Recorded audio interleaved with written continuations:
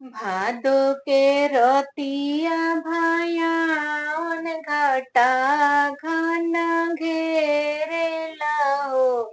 ललना चम चम चम के बिजुरिया डगर नाही सूझेला हो। ललना चम चम चमके बिजुरिया डगर नाही सूझेला हो। भादो के रतिया भयावन घट घन घेरेला हो। ललना चम चम चमके बिजुरिया डगर नाही दिखे डगर नाही दिखेला हो।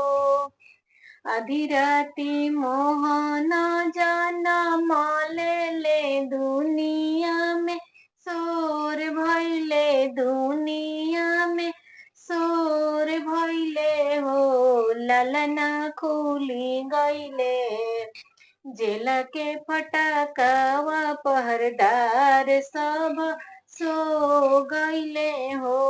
ललना खुली गइले जेल के फटाकवा पहरदार सब सूत गइले हो।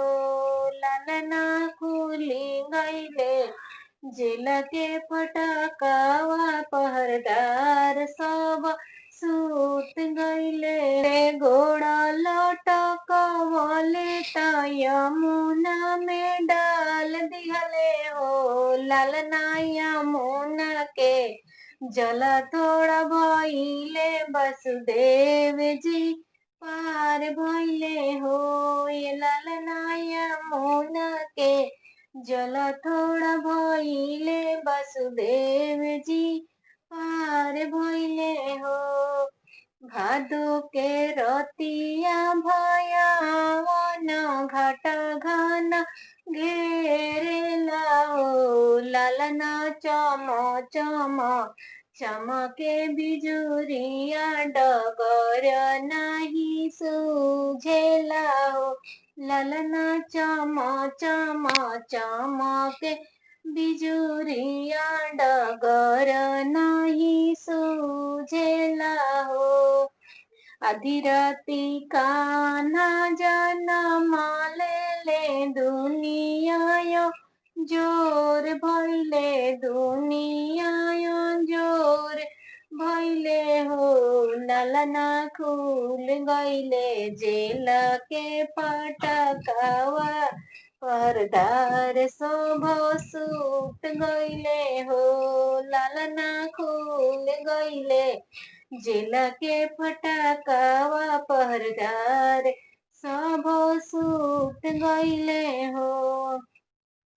सुप में से घोड़ा लटकवले त जमुना के जल थोड़ भइले हो।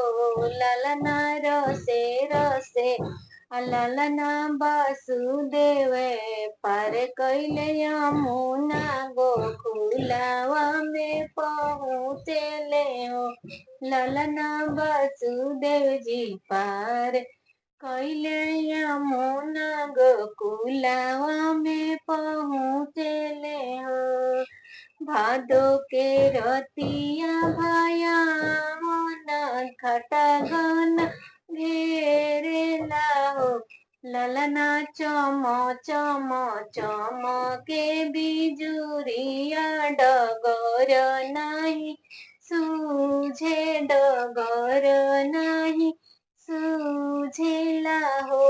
ललना चम चम चमके बिजुरिया डगर नाही सूझे।